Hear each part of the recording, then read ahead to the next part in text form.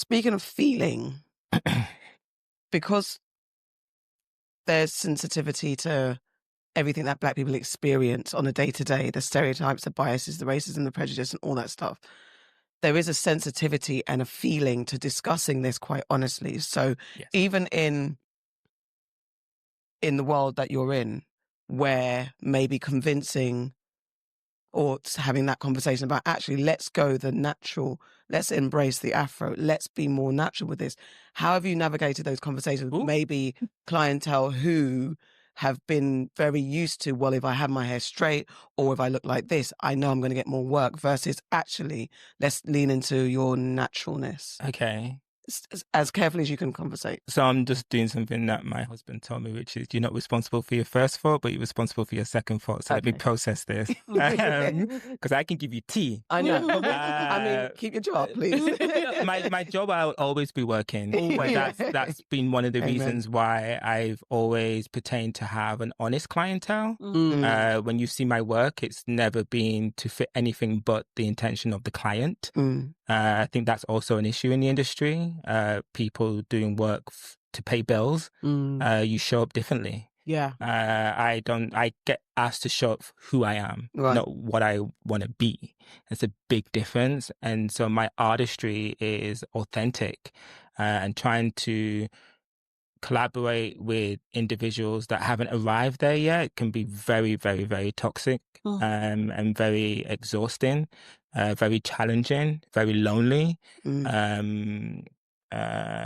and can often make you wonder if what you're doing is not necessarily the right thing, but is it the most important thing? I hear it.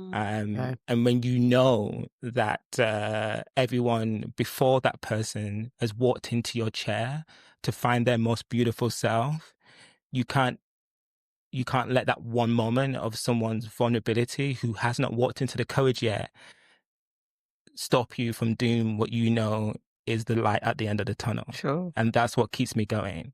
And so whether it's a famous client or not, I'm fully cognizant that they are still walking in the storm and weathering that storm. And it's my job to take your hand and walk with you.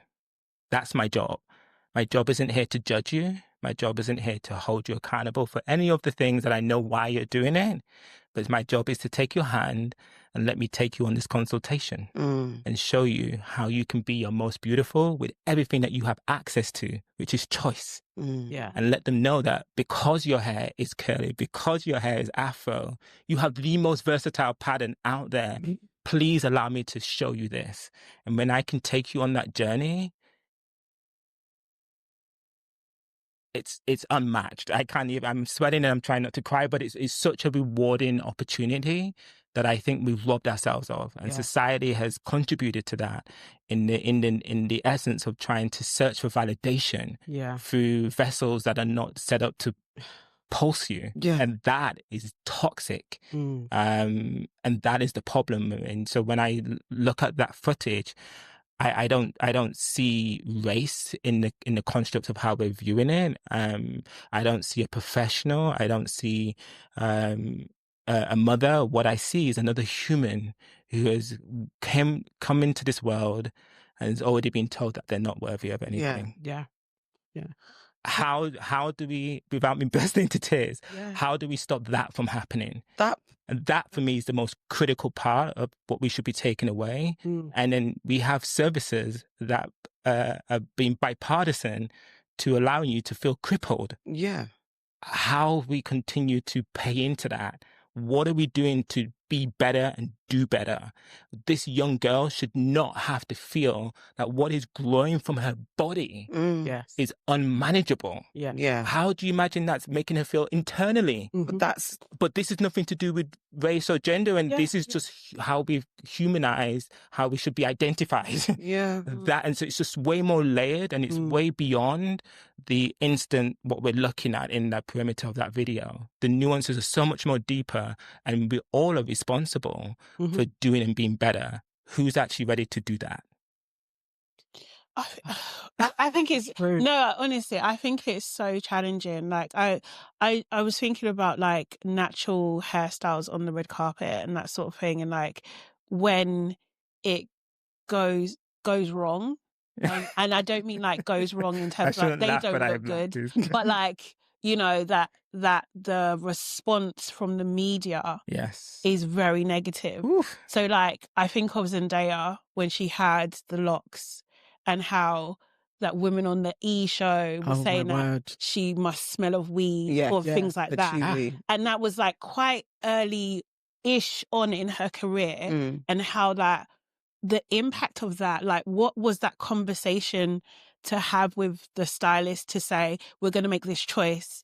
Is there like the foresight to say, you're probably going to get some backlash? Yeah. Was there not like, is it expected when you're working with like red carpet clients to have that conversation about how your hair, if you make this choice, and I'm going to hold your hand while we're making this choice, but you're probably going to get some negative backlash with it. How do you manage that? Thank you for that question. It's a very honest question. And also very layered. What I will say, and I'll speak from my experiences because that's all I can do. And I'll use Lupita as an example. We've been working together almost 12 years now from the beginning of her sort of existence into the media world. I was primarily her hairdresser on the European side. And when I moved to the US, I became full-time with her. And she actually says it better than I say it.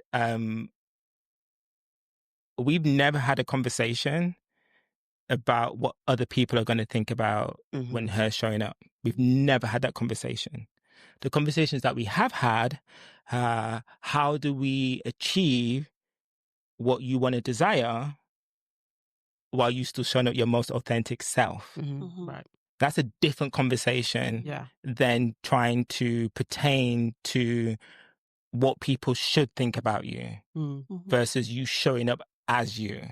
And when you show up who you are, people only have one choice, is to get to know you or you get left out of the conversation. You don't give them the option. When you start ifing and butting around what you should be doing, I think that shows. Okay. And I think that's what you're speaking to. I can proudly say in the 12 years that I've worked with her, she has not walked the carpet with straight hair, meaning blown out, bone straight, in any of the styles that I've done for her. When I've done a lot of styles. Pretty, like, you know, and covers. And not once have we not shown the authenticity of the Afro hair pattern within any of those styles. Is there... That's amazing. Was it easy? Absolutely. No. That's another podcast. Yeah. Is there, because I felt like when Lupita landed and we all were like, oh, save us. But I remember having people tell me that I only like her because you're so Black Panther. Oh my God, that was the standard thing, and they wouldn't. So there were a lot of people that, I say a lot, but in the comments, in the social world, that you just like her because you're just trying to be political and da-da-da. And she's not really, you don't really think she's beautiful because the people are struggling with their thing. But also they're, on the flip side, because she is African and because she is the stereotype that we assume an African woman to look like, is there a freedom for her in who she is? And then also, when you look at someone like Amanda Stanberg or Willow Smith being lighter and having those hairstyles, is there a different kind of perception? And I'm thinking in reaction to what happened with Zendaya, is it seem if you're lighter skinned, then maybe you're cosplaying in the natural space, especially if you go into the locks or the Afro. What are the conversations about shade?